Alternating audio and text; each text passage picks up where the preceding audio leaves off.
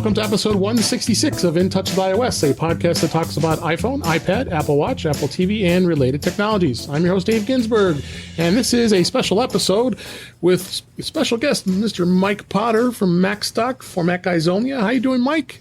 I am doing great, Dave. Not only is it a special episode, but a special guest as well. That's awesome. You are a special guest. It's been a while. I think the last time we were together, it was pre-pandemic, and so 2019, I think, was our last episode. But we've been doing Macstock. We did it virtually last year, and we'll be talking about that just a bit here. We're actually coming to you from McHenry County, Illinois, which is down the street a little bit from Macstock headquarters in Woodstock. Actually, we're in a town, Wonder Lake. We're looking at a beautiful lake view right now, and I see our boat, and it's I thought it would be a nice little atmosphere to enjoy all the beautiful weather we're having today, and talk about technology, Apple, and especially Macstock.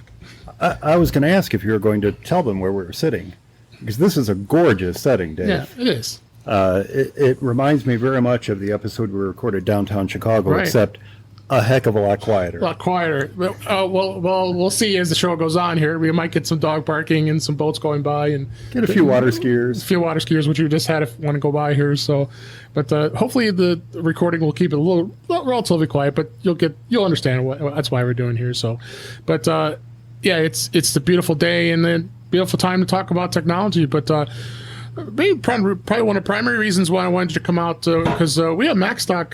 Virtual Macstock 2021 coming up here is September 25th. This as we record this, a couple weeks away, and I wanted to kind of, you and I are both wearing our Macstock t-shirts. I wore 2015 and you wore 2018. I wore 2018. Yes, I have them all, of course, since I've been to every single one and spoken at every single one that was at least in person. That is, but let's talk a little bit about the history of Macstock. When we started, I think we first met. It was probably on a whim here. I think I reached out to you as I'm still working with the suburban Chicago Apple users, and reached out to you and wanted to hook up and find out more about Macstock, and I think the rest was history. We became pretty fast friends, if I remember correctly. I don't know if you remember that encounter, but I know we went out to lunch.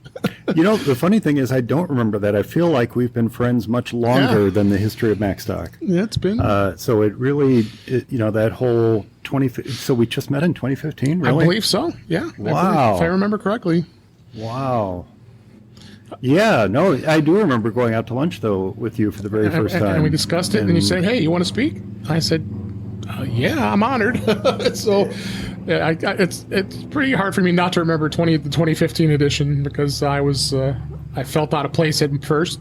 I wasn't a podcaster back then, and then became one shortly thereafter. So, but that was probably one of the more fun events that we had at that very first one, with Barry's barbecue at his house, and then we had the event, and at a very short, I think it was like 8 to 10 weeks that you put that together, and that it was a pretty amazing event in 2015.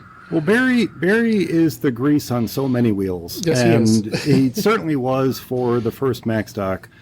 Probably was a catalyst for getting us together too. It was actually, so the history of Macstock goes back to 2009. That was when I first registered the domain name for it. That was when I had the idea for something that would be Macstock. And the funny thing is, at that time, I really didn't expect it to be any more than a meetup for the folks who listen to my podcast. That was the intention. And when I wanted to bounce this idea off of someone, and it was Barry I bounced that idea off of, and we met at a Starbucks, as you might expect. And we talked about it. I presented the idea. I told him what I was interested in. I told him who I was interested in possibly having as presenters, which, if you go back to my original notes, you'll see that many of those folks that I had my sights set on in 2009 ended up speaking at the first Macstock or a subsequent Macstock. There's still a couple on that list. I'm actually hoping to reach out to one this holiday weekend, when I had a little time to do so. Okay. But there are a couple folks in that list I really wanted to speak, and gosh darn if most of them didn't end up speaking at Macstock at some point in time over the past 5 years. But we discussed the idea, didn't really do a whole lot with it. I had gone to a couple other smaller conferences in the years subsequent to that. And then in 2015, I think it was January 2015, I believe, we got word that Macworld San Francisco was canceled. And, you know, not only did it crush Barry, but it crushed so many people in the Apple community, because that was a place where we got that opportunity to get together and see our friends, even if it was just once a year. And so I remember Barry saying, gosh darn it, I still want to see my friends. Even if there is no Macworld San Francisco, I want to see my friends. Yeah. And he decided to throw a barbecue in his backyard. Cool, right? But then he invites people from not only all over the country, but literally around the world to come out to this barbecue. And he ended up with, I think, about 100 people he had signed up to come to this barbecue. And when he told me about it, I said, Barry, you know what you've got there, don't you? And he said, what? I said, you've got a potential speaker list and attendee list for the very first Macstock. Yep. What do you think? And so what we agreed to do at that point was he was going to do the barbecue, I was going to do the Macstock, and in about 6-8 weeks, something like that, we threw it all together. And gosh darn if people didn't come up and ask me at the end of it when the next one was going to be. So yep. I knew I was kind of on the hook for future Macstocks at that point. Absolutely, and it continued to evolve in many years after that. 2019 was the last of the in-person event, obviously, because of the pandemic hitting us in 2020. We had so much fun, so many memories, so many great things that happened, a lot of great speakers, and it continues to this day that everybody talks about it, and we loved it. And of course, with 2020, we had to do a virtual Macstock, and that actually turned out pretty gosh darn good for considering what you had to put together to get it to work. It did turn out good. I was very, very happy with the results, especially considering I think just 4 weeks prior to it, I didn't know how the heck I was going to pull it off. And you, in fact, were the person who kept poking me every couple of weeks before that, saying, so what are we going to do? What are we going to do? What are we going to do? And I said, I don't know. I don't know how I'm going to do this. But it came together pretty nicely, I think. And we had a little kind of virtual lounge for people to hang out. We had the live stream on YouTube. We had the chat in YouTube. And we had a way for the speakers to all come in and join us live, even though we had pre-recorded their conversations. So, it turned out to be a pretty good day. It was a long day, but at the end of it, it felt like it could have gone on even longer. Could have, yeah. Yeah, and I think that was probably part of the reason that I wanted to do something a little extra with Virtual Macstock this year.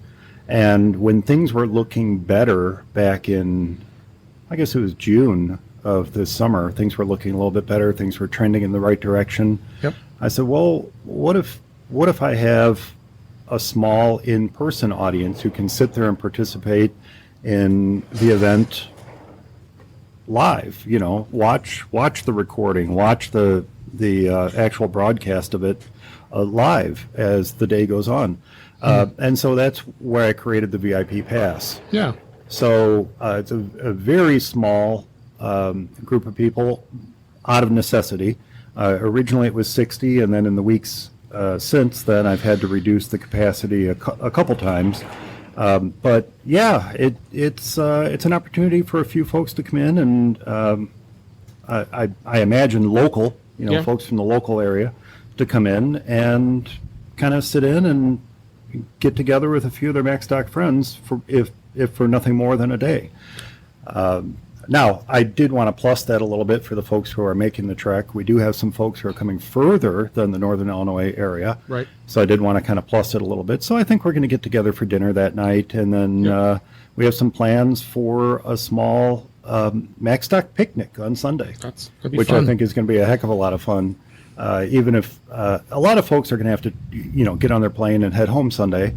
But for those who can stick around and take part, I think it's going to be a fun last hurrah for Virtual Macstock weekend before everyone has to go home, and we start preparing, fingers crossed, for Macstock 2022. Yeah, I mean, I think it's going to be a lot of fun. You got some great speakers that are lined up. You've got that on the website. We've lined up quite a few, and all the speakers are going to be virtual, I believe. Is that the case? They're going to be pre-recorded? Yeah, at least 5 are going to be pre-recorded. Now, at the moment, Mike Schmitz has said he's going to come in and present live. Now, he's practically just across the border in Wisconsin, so he's going to come down for it. Woodstock, for those who don't know, is only about 30 minutes south of Wisconsin. Right. And Mike is not that much further north from there. But he's planning on coming down. Now, I have been reaching out to everybody, checking their comfort levels. Sure. To make sure everyone's okay coming in. I reached out to each of the attendees who signed up for a VIP pass individually, checked their comfort levels, see what I can do to make it a better experience for everyone during COVID, and have had positive responses from everyone, including lists of things that they are doing themselves to help keep themselves safe as they travel in for Macstock that weekend. That's great. So I was very happy to see that a lot of those things on the list are things I'm doing already. Right. But we're doing everything we possibly can to keep everybody safe. Allow everybody to have a good time. Right. Get together, but still do it safely. Be safe. And I'm with you. I mean, there's been events I've been invited to, and I went to one recently, and I was not comfortable. I mean, I stayed for a little bit, and then I left. It's just not, when people are in a room and they don't have the mask, we don't want to go all that whole thing with that. But yeah, I'm glad you're keeping it safe, and you've got some help. I mean, I appreciate you invited me on as a co-host of Virtual Macstock 2021. I'm more than happy to help you and help you along. And we got a few friends coming along the way too to help out, I believe. Well, you were such a phenomenal co-host last year. How could I pass up the opportunity to have you as co-host again this year? It certainly would not have been possible last year without you, and I'm so glad that you can do it again this year. Absolutely. We do have some other special guests coming in. Chuck Joyner is coming in, and Guy Searle is coming in. So our good friends. All 3 of you are going to be there to help out in whatever way you can. Yep. I should probably mention everybody else who's presenting. I mentioned Mike Schmitz, who's, I believe, going to come down and present in person, although we still have that opportunity for him to record if he wants to. Sure. Rick Cartwright has already sent me his presentation. It's great. I love it. He's awesome. He did a really good job with it. Wally and I are going to talk about the next Macstock Film Fest, as well as a virtual event that he put on and what they went through to do that event. Kelly Dumont is keeping her presentation under wraps so far. I don't have all the details on Sounds like Kelly. Yet. So we know Kelly. She's always been on our show. Allison Sheridan is going to be recording a presentation very much in the style that we did last year, that interview style, that kind of, I was calling it the virtual Macstock style presentation. We're going to just be sitting and chatting about automation and her foray into automation these past few months. And then Brett Terpstra is going to be joining us as well. And Brett Terpstra is going to be joining us, and he is actually going to be talking about his app Bunch. Nice. Which is also an automation app. Automation is one of those things that Macstock attendees just can't get enough of. And I did a little playing around with Bunch, and I'm excited to hear what he has to share on that as well. So we have a really nice lineup of presenters. We're going to be running from 11 o'clock Central Time until 5 p.m. Central Time. We'll have a couple breaks in there. And the final hour is also going to be reserved for Q&A. So anyone who has questions for our presenters, or just questions in general about Macstock or whatever, you will be interacting with them in the chat room and whatnot and collecting those questions. And we'll wrap up at 5 o'clock that day. All right. And we'll, fun time. Towards the end of the show, we'll talk about how you can sign up and go through all that. So I just wanted to do a quick intro of Macstock and why you're here and why we're doing this. But let's move on and talk a little bit about some technology things beyond getting Macstock going and learning more stuff from there. Last time you were on, we talked about browsers, and I thought this would be a good segue here to talk about it. And I remember the last time you talked to us that you were using Firefox as your default iOS browser. Is that still the case? Yeah, Firefox is my default browser on the Mac. Windows when I have to use it, Linux when I do use it, and on iOS too. Okay. Yeah. And since then, how has it been working for you? Are you happy with its results? I mean, I know the syncing tool is really good. I know. Do you use that? The syncing tool is the primary reason I use it. Okay. Firefox is just amazing when it comes to syncing. As so many people did, I was using Chrome for a while because it had that syncing capability built into the browser via your Google account, but it kept suspending the sync, or it would fail the sync, or you'd have to sign out and sign back in. It just became such a pain to maintain that syncing feature. When it did work, it was great. When it didn't work, it was frustrating. Yep. And I thought I had nailed it down to being the fact that I have multiple Google accounts and that was causing some sort of confusion for the syncing. But then more and more of my clients started reaching out to me and saying that their syncing in Chrome was being suspended or was not working properly or had signed them out. The exact same problems I was having, and they only have one account. So that blew that theory. It just came down to Chrome syncing stinks. I mean, that's really what it came down to. Yeah. And like I said, when it works, it was great. But unfortunately for me, the majority of the time it didn't work, and that was very sad. Now, Firefox has always been my primary browser, but when they built a robust, reliable syncing into it that allowed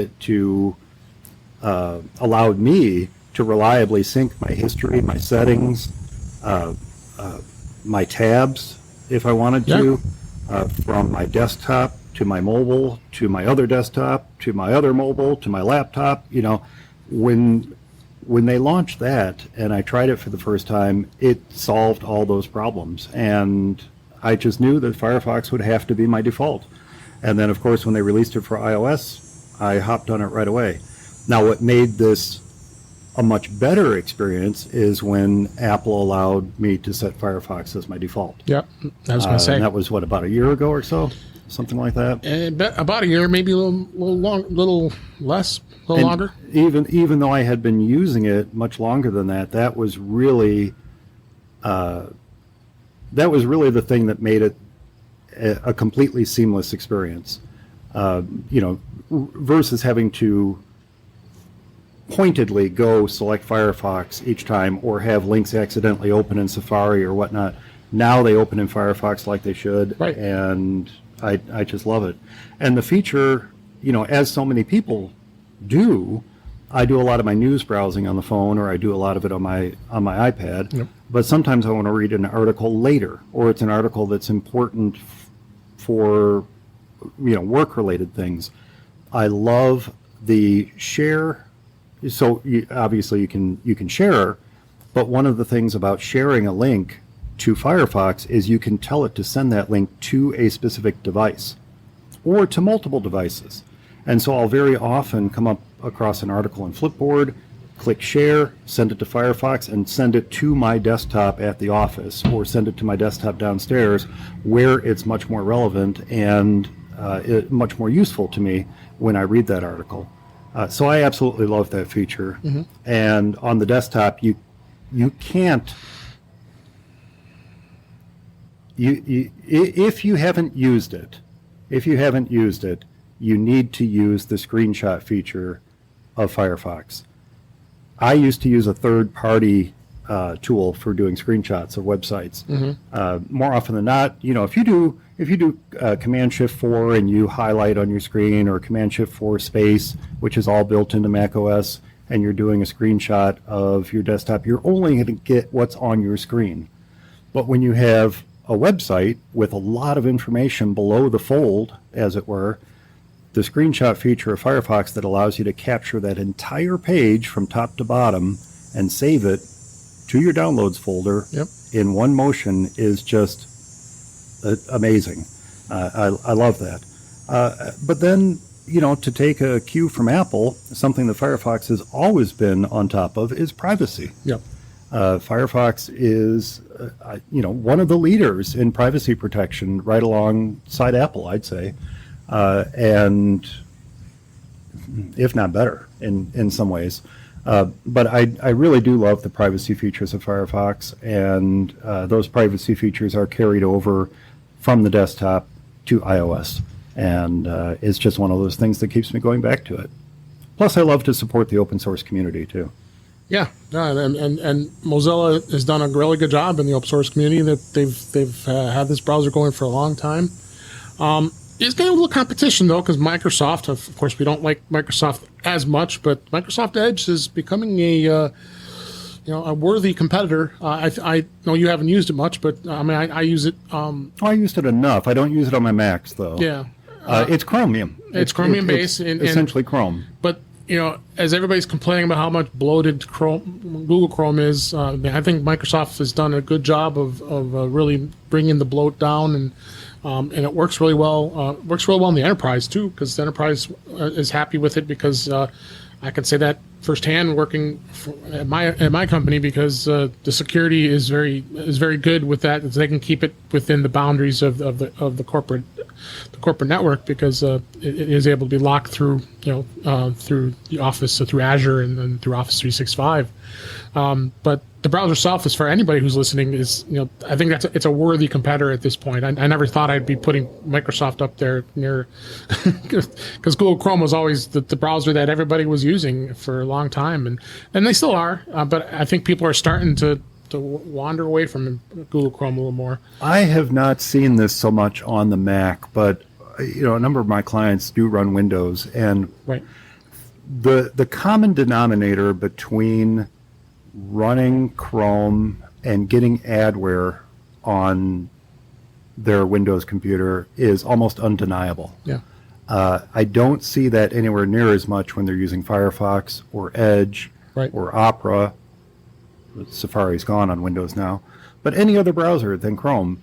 For some reason I can't possibly explain, Chrome more than anything allows this malicious adware to get on people's computers, and doesn't seem to be doing anything to block it. Whereas you go to many of these same websites in Firefox or Edge or what have you, and you're not getting the same stuff installed, or you're getting the appropriate warnings thrown up in front of you to say, hey, if you let this on your system, some not so nice things may happen. Right. And that doesn't seem to happen in Chrome. And it's one of the reasons I've been telling my clients to avoid it and to switch to Edge on Windows for sure.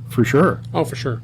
And I see that I see that all the time with it, and especially like you said in the Windows world. Just to mention, when you talked about setting the default browser app, you can go into each one of the browsers that you have installed in the settings in iOS, and it gives you the option where it says default browser. You tap that, and it'll give you the list.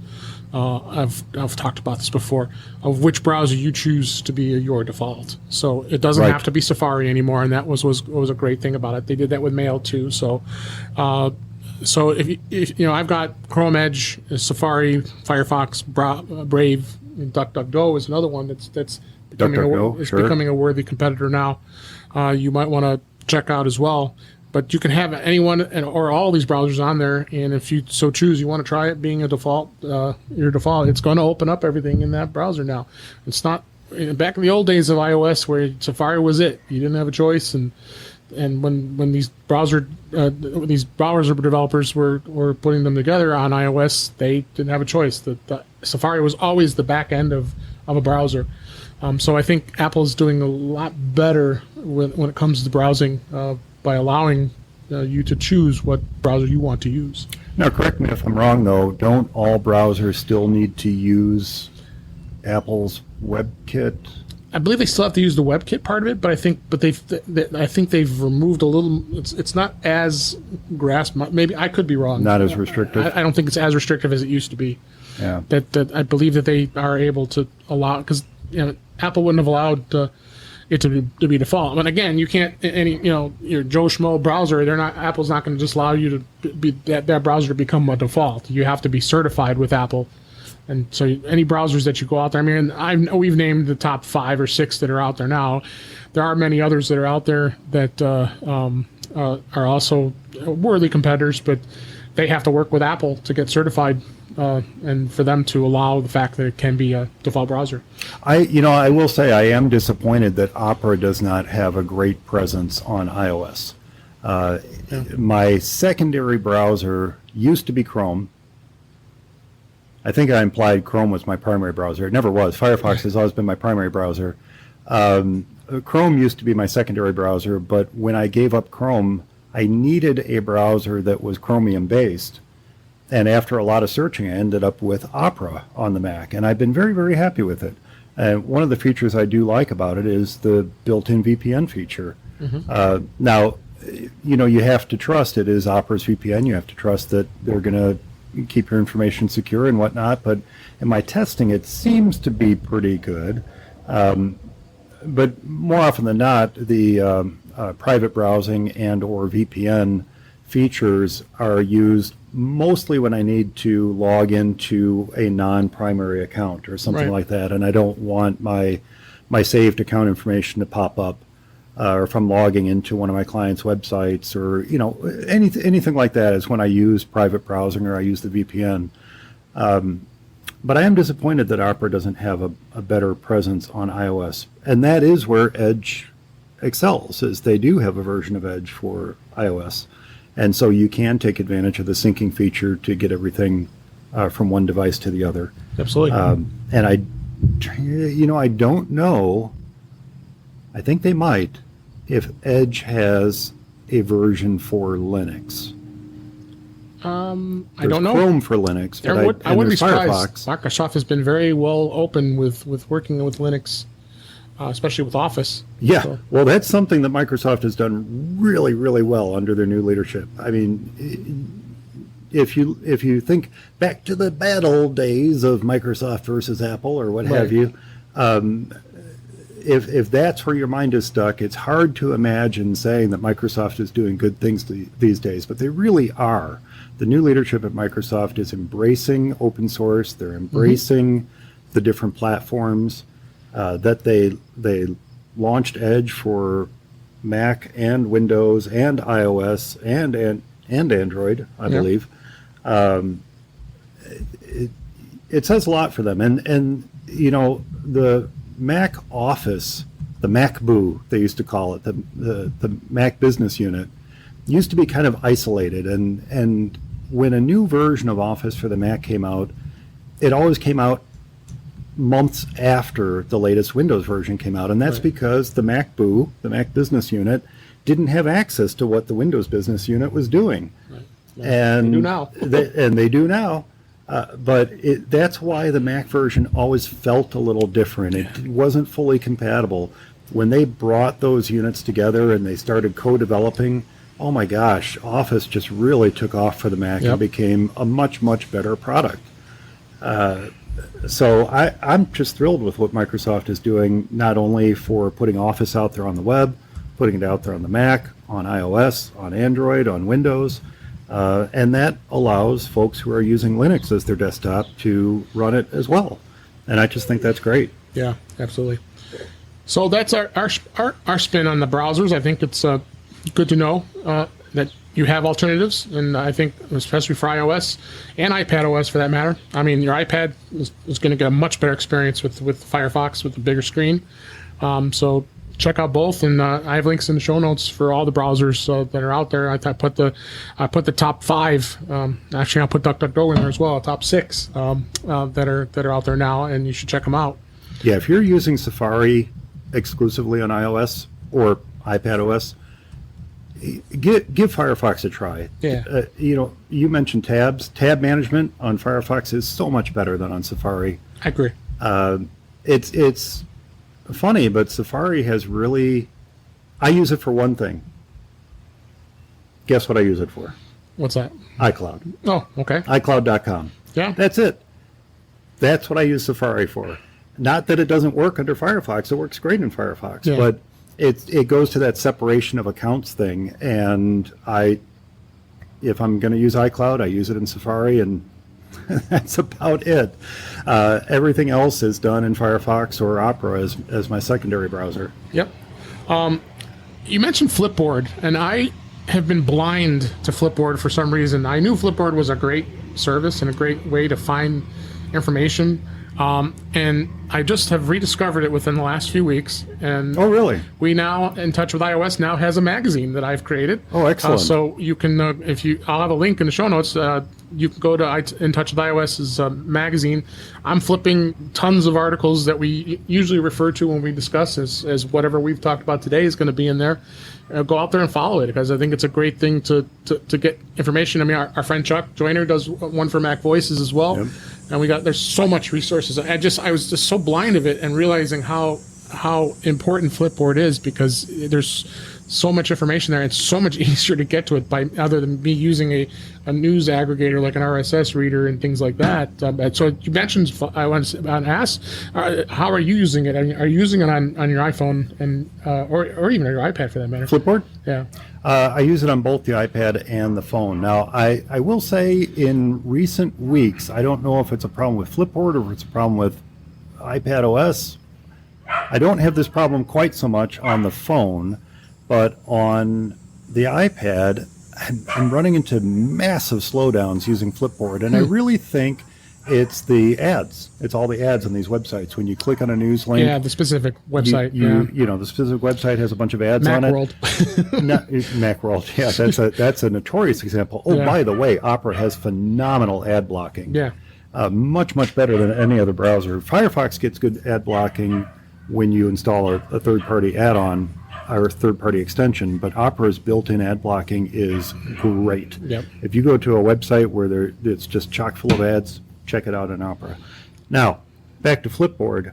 The trick there, if you can get it to work, it doesn't work on every website, is to tap the little reader view button. Right. So when the site first loads, if it's one of those sites that's causing all kinds of problems because of the ads they inundate you with, Right. Especially those auto-playing video ads, tap that little reader view button, and it'll switch to a reader view, which I noticed on the iPhone now has, it's like tabs at the top of Flipboard in the iPhone, and you can flip between them really quickly. The iPad, I have not seen that on yet, but I've had these massive slowdowns, and I think it's that. But what do I use it for? Well, I do have tech news that I flip articles into. Just like I do. I have science news that I flip articles into, and I actually have one for Mac Eyes Only as well that I flip, Mac or Apple related news into too. And I either get that out of the news I flip in there, I either get out of my general feed, I send to it from my browser, which you can do. You can tap the share button and send it straight to Flipboard and to, what do they call them? News. The news readers. No, what do they call the little things you flip your articles into in Flipboard? It flips it into the magazine, or it flips it into your Magazines. They call them magazines. Right. Okay, I'm sorry. That's all right. It's like that little flipboardy thingy that you flip them into. That thing. In Touch with iOS magazine. In Touch with iOS magazine, yeah. Lots of articles in there now. Yeah, I do follow Mac Voices magazine. I'll follow yours now too. I didn't realize you had one. I just kind of haven't really made an official announcement of it yet, but I've had put in some links in the show notes. So. And I do follow a general technology news one as well. Yeah, I do as well. And so when I see Apple. something that's of interest, I'll flip it into either the For Mac Eyes Only magazine or the Tech News magazine or something like that. And then, the nice thing about Flipboard is that you can have some private magazines as well. Yep. And there are a number of articles that I have a magazine called Cool Stuff. Right. It's not anything I necessarily need to flip into my technology news or that I need to flip into for Mac Eyes Only or whatnot. But it's just something I want to reference later, and so I'll flip that into Cool News. I have another one called Neat Projects. So if it's just a neat little project that someone's doing, a lot of maker stuff, I'll flip it into there. But I do have interesting science, interesting tech, interesting destinations, and I have FMEO Apple News. So and that's what's great about Flipboard. You can customize it to what you want to see.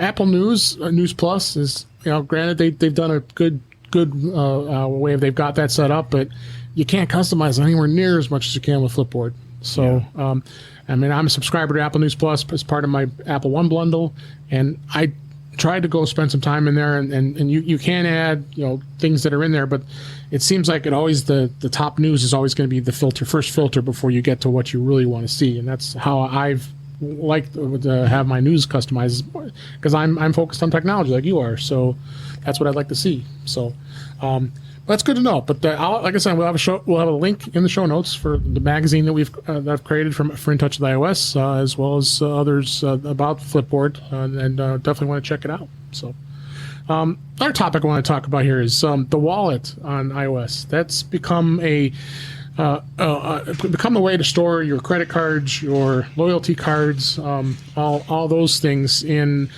We did talk about this last week. Now they're going to be introducing a digital ID for driver's licenses. Now, of course, in Illinois, they're not going to be anywhere near the technology as we know how our state is when it comes to technology. I don't see it coming here anytime soon. Joanna Stern had a really interesting article in the Wall Street Journal. I'm going to have a link to in the show notes about, but I wanted to kind of talk about a little bit of how you use the wallet, or do you use the wallet at all? I'm not going to expose the contents of my phone to someone who needs to see my driver's license. Right. Just not going to do it.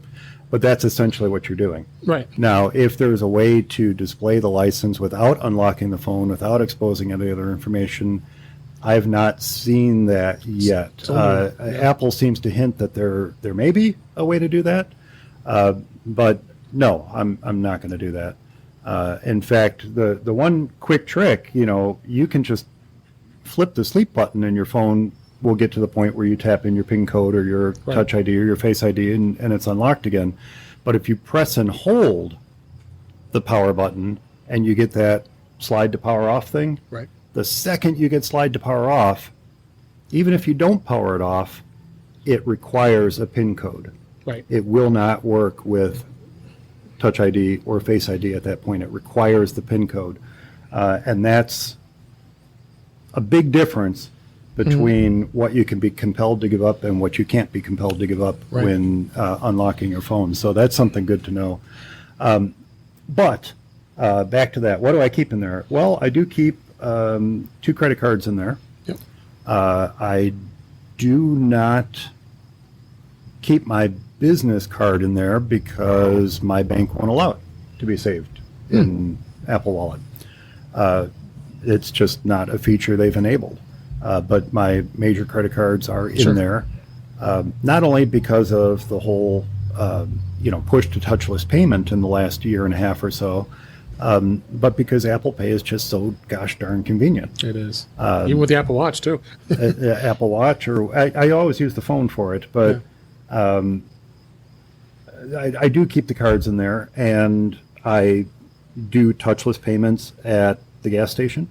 I do touchless payments and most small businesses. Any small business that has Square or any of the other small business focused point of sale systems will more often than not accept Apple Pay, Samsung Pay, and Google Pay. Right. So I use them there when I can. Any chance I get to avoid sliding it or chipping it, I will take. Me too. I don't remember last time I've used a card. I mean, when I'm buying stuff, I'm always going up to the terminal. I'm either using my phone or my watch. There are a number of NFC terminals that just won't take Apple Pay. Yeah. It just doesn't work. And most places I've gone to, it's been okay. But it does surprise me when that happens. But it does. And I've even gotten to the point where we have on vacations had our credit card number swiped a couple times within a single year. We travel by car, undoubtedly at gas stations. Yeah, those. So when that happened the second time, I purposely sought out apps from gas companies. Right. Is that the right term? Yeah. Gas companies? It doesn't sound right. Oil companies. Probably. Oil companies. that work with Apple Pay. Right. And the one that works the best with it is Mobile Exxon. Yep. I've been use them, and was it Shell's pretty good. Shell is pretty good. BP is horrible. Yeah. They do not support Apple Pay. Last time I checked, they don't support Apple Pay. No, they don't. Oddly, they support PayPal, which is very, very strange to me. Yeah. Why would you put someone through the effort of setting up a PayPal account and linking it to their BP app when you could just enable mobile wallets? I don't know. But ExxonMobil's been the best. If you are in the southeast, Sunoco works with it. And those are about the only ones I know. Primarily, southeast is also, ExxonMobil is primarily found in the south. Mobil's found up here in the north. You'll find Exxon again further north from us here. But that seems to be the one that works the best. And I'm gonna jinx it, but ever since I switched to using mobile payments at the pump, at Mobil, or Shell is the other one that works with it now. They didn't before. Have not had our card number swiped yet. That's great. Which is great. I'm very happy about that. But I mean, I just more so just reading through this article and then just thinking about the future. Where's the future of mobile going to be?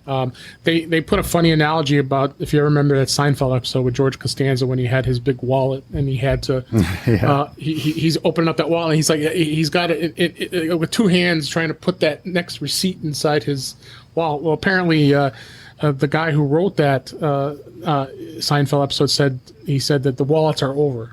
And that was back in 1997. Isn't that amazing? And he said that. So Jerry Seinfeld, of course, disagreed, and that's what this kind of inspired this whole thing for when they did that. So, but yeah, granted, I mean, a lot of people don't like to carry around their wallets all the time, but it's just come to this day. I mean, it's getting to the point though. Do I even need to carry around if any of my credit cards? I mean, maybe one or two, if I need to, just in case. But I carry them anyway. Yeah. It's easy enough to report a card stolen or whatnot if I lose my wallet, but I carry them anyway, simply because not every place does take mobile payments through a digital wallet. Oddly, many of the apps that I have on my phone that should support Apple Wallet don't. The only hotel, for example, that supports Apple Wallet is IHG, which is Holiday Inn. But the others, Best Western doesn't support it. La Quinta doesn't support it. Many of these apps, and the difference seems to be the type of app that they develop. If it's an app developed specifically for iOS, great. If it's a wrapper around a website, they more often than not do not support it. And both Best Western and La Quinta are wrappers. You can tell. So the only cards I have in here, IHG, Dunkin' Donuts. That's important. it is important. I don't use it anywhere near. I still have a balance on it. Yeah. Walgreens, Starbucks, Jimmy John's, 7-Eleven, and that's only because that's a mobile Exxon by my house. Right. And this is the important one. This is the most important one, my Lego VIP card. All right. That is important. That is super important. Now, one that did support it that I was very, very happy about was when I went to go get my COVID vaccination. No. I was able to take my vaccination reservation and put it into my Apple Wallet, and that made me very, very happy because I didn't have to worry about printing out the reservation and carrying it with me and all that kind of stuff. So that was fantastic. But other than that, the one thing I don't use is I don't use Apple Pay Cash. I do, because I have an Apple Card. So I mean that's one of the perks to having the Apple Card is getting that 2% and 3% cash back each time you charge something on the Apple Card. So and I've got some bills like my T-Mobile bill. They take Apple Pay, so I get 3% or wherever the balance of my bill is. So all that cash goes into the cash card. So anyone who knows me or has known me for any length of time is going to know what rewards card I use, and I'm going to show Dave. Disney, I already didn't have to. You don't have to show it to me. I earn Disney dollars with mine. I don't care about airline miles. No. I don't care about money good towards a new Mac. I want my Disney dollars, gosh darn it. I know. And that's what I get. So we earn Disney dollars. So- We just call it earning Disney dollars. Anytime we buy something for the house, well, we just earned another Disney dollar. Yeah, You ready know. for the next vacation. It is. It literally is. And it So- adds up so incredibly quickly, too. I'll link in the show notes for that article, as well as I hope that was a good review of all that. So, last topic I wanted to touch upon was getting ready for iOS 15. iOS 15, iPad OS 15 is coming out pretty soon here as we record this. So, probably days away. We're not sure. I mean, Apple hasn't really announced their event yet, or announced anything as yet. far as we know. So, I wanted to talk a little bit about, are you going to get ready for it? Because it's really coming soon, and I know you're not. I know, Mike, you're not always the early adopter. Whenever the new version comes out, you kind of wait for a bit, if I remember correctly. But At least a point version. At least a point, yeah. Well, I'm jumping on it a little bit more quickly now these days. I'm a little concerned about notes and reminders. Yeah. I use notes fairly heavily. I don't use reminders that much. Mm-hmm.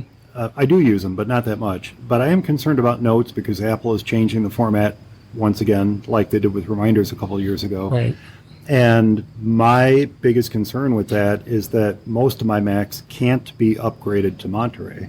right, So I'm a little leery of what's going to happen with my notes. I presume they're going to do what they did with reminders, and that is they'll still sync nicely as long as I don't upgrade my notes database, yeah, which I've been avoiding upgrading my reminders database for a couple of years now. right. So I don't know how long I'll be able to do that with reminders. I don't know what will happen with Apple Notes. But I have been looking at other solutions just in case I need to make the jump to something different that does work with all my devices. Yeah. But yeah, I've been a little quicker on updating iOS. Usually it's okay. Usually it works okay. Yeah. Like I said, unfortunately, I haven't been able to update all my Macs. In fact, as of Monterey, this one that's sitting in front of me right now, my MacBook Pro, 2018 MacBook Pro, is the only Mac I have that I can upgrade to Monterey. Oh, okay. I had 2 or 3 before Sure. that could upgrade to Big Sur. But now Monterey, I have 1. So Yep. I don't know what's going to happen. Well, we'll see. So as far as devices, Apple's been pretty awesome, allowing, especially iPhone, to have older devices available to still upgrade. They go all the way back to the first generation SE, as well as the 6S and 6S Plus. That's pretty phenomenal. Those are 5, 6, 7-year-old devices. Some old phones. They're Yeah. they're gonna work, but you have to expect that some of the it's going to be their limitations, like the live text we've talked about. Believe me, we'll be doing lots of reviews of all the new features coming once it's out in the wild, and everybody is going to start appreciating that. But there are just going to be some items that will not work, even though it is upgradable to iOS 15. And as far as iPads go, you got all the Pro line models all the way up down to the iPad Pro 9.7 inch. You go all the way down to the 5th generation of the iPad. So anything below the 5th gen is going to be out. The iPad Mini 4 is going to be the only of the minis. But there's also a rumor of a new mini coming out here pretty soon, so we don't know. And then the iPad Airs, the 4th and 3rd generation, as well as the iPad Air 2. So they've sunsetted a lot of the older iPads. So you have to be aware of that. If whichever iPad you happen to have, it's going to take, it's going to be end of the road and eventually going to become obsolete. It's good for some things, but you got to start thinking about upgrading at that point. So Yeah. But Apple says that they're going to give you the option that you could stay with iOS 14 for the for the duration for the future if you want to. They're not going to force it, because you know how they've always the update always ends up there with you got that number 1 red notification in the settings telling you that you got an update, and they're not going to force it, at least not right away. Well, I do disable that feature. I disable automatic updates. You turn off automatic updates, but it's still going to. It still alerts you. And alerts you, and it wants to download it too and have it ready. But I think they're going to be a little more open for you to decide whether you want to upgrade or not. So, and iOS 14 is going to be around for a while. I mean, you still got devices out there, and they're still updating to iOS 12. I mean, the devices that are older devices don't run, and they're still upgrading them to point updates for security. So, I mean, I applaud Apple for doing that, because people still are, there are people out there who are fine with what they have, and that's fine. So that's out there. So first thing you want to do when you are going to do an update, you want to make sure you're updating all your apps and making sure you have enough free space. If you have an iPhone, it's limited on space. Some people still have those 16 and 32 gig models. The space runs out pretty quickly. So you got to be aware of that. And then making a backup. Obviously, I'm hoping everybody's backing up at least through iCloud, and or if you decide you want to manually back up, you can back it up through. Now it's through Finder through on the later versions of Mac, but it was iTunes before that, of course. And make sure you have your passwords. Yeah, that's important too, because something could, once it upgrades, you might want to. You might be a little bit of a worry about you may not have your passwords. Use a password manager like 1Password and have all your passwords saved. So it's very important. So we're hoping it's going to be coming out soon. And I don't know if you have anything else to add as far as iOS 15 and being ready for upgrading. Only one thing. If you are going to use 1Password, make sure that the only device that you're running it on is not your iPhone, that you also have it running on your Mac. Let me restate that you also have it on your Mac, that if you have a subscription, you know how to get into it on the web, because if the only place it's running is on your iPhone, and your iPhone is rebooting after an update and it's prompting for you to log in, you need a place to get that password if you don't know it. That's right. And if we're following modern security recommendations, it's going to be a complex password. Yep. So just make sure you have another place to get to those passwords besides on your phone. I have run across some folks who only store their passwords on their phone, and that can be problematic sometimes. I mean, they use iCloud Keychain. They might be storing in there, but at least that syncs across all your devices. It does. Yeah, that's the good news about that. So try that. So. All right, boy, we've come towards the end of this episode, and before we wrap up, I wanted you to tell everybody how they can be able to go see Macstock virtually or come in person, because you still have opportunity as we record this to come out and see the show in person if you want to. There is still an opportunity to come out in person. I think most people should probably attend virtually at this point, if I'm being honest. We're trying to keep the audience small. We're trying to keep everybody safe. We're trying to allow everybody to properly socially distance. So, I'm not going to encourage, people to fill up, but there is still a little bit of room. And if anybody would like to purchase a ticket, you can still get them. Just go to max.conference.com or max.conferenceandexpo.com and click on the virtual Macstock button, and you can learn how to get that VIP pass. Now, we also have the free sign-up, which is anyone can attend and take part in it during Virtual Macstock live throughout the day from 11 to 5. And then you can network with people in the Virtual Macstock Lounge. You can join us in the chat rooms, which are going to be Discord chat rooms. Discord, right. Yep. And then we also have a digital pass. If you can't join in live throughout the day on September 25th, did we mention the date? September 25th. September 25th. No, I said December. September. September 25th. September 25th. Jeez Louise. 2020. I want it to be December. I think that's the problem. September 25th. I'll say it again. September. 2021.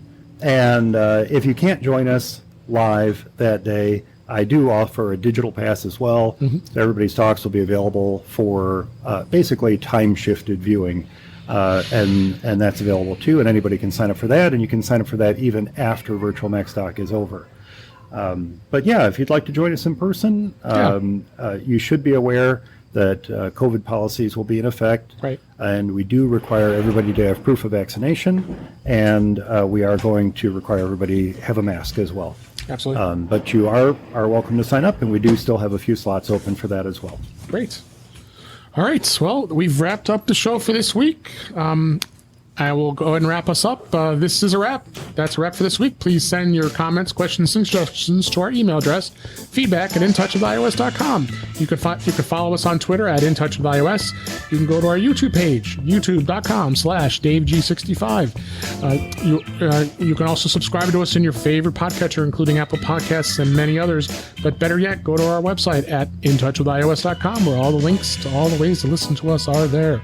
I am Dave Ginsburg, and you can find me on Twitter @DaveG65. We're also on Flipboard. They're going to have a link for our Flipboard magazine. In Touch with iOS magazine is out there as well.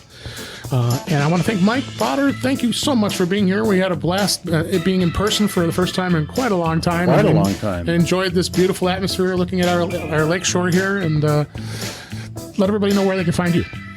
Well, you can find me sitting here at the side of a lake in Wonder Lake, Illinois. But only for probably the next half hour or so. Yes. Other than that, you can find me at max.conference.com or max.conferenceandexpo.com. You can find me at Macstock Expo on Twitter. And where else can people find me? For MacEyesOnly.com. Yes. My occasional podcast for the Apple community can be found there as well. But yeah, that's about it. Thanks again for being here, Mike. We appreciate it. And I hope everybody enjoyed the show. We enjoyed doing it, and it was a lot of fun. And we'll talk again soon.